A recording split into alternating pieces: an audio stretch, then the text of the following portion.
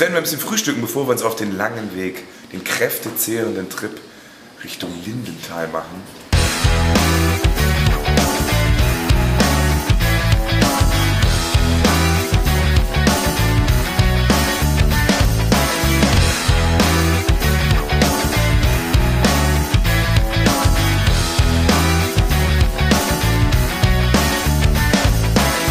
Kannst auch noch was arbeiten?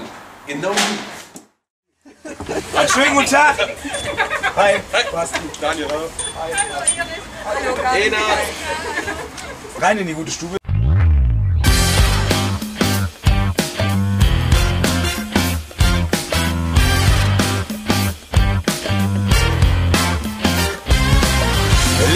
Mädchen, ich muss dich warnen. Lauf lieber fort, komm besser nicht in Menge Ärmeren. Und lu mir nicht so tief in der Auge. Mich zu bützen solltest du dir nicht erlauben. Du denkst, du kannst halt, aber ich bin anders. Denn wegen Liebe ist es so wahr wie Lilo Wanders. Ich kann nicht treu sein, hau auf aus meinem Bett. Ich bin der Typ vor dem Ding, Mama, dich gewarnt. All in! Das ist ein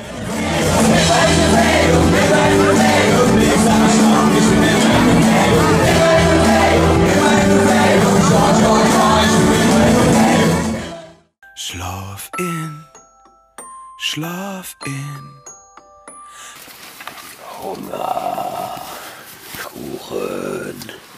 Oh. Mama, hier im Garten.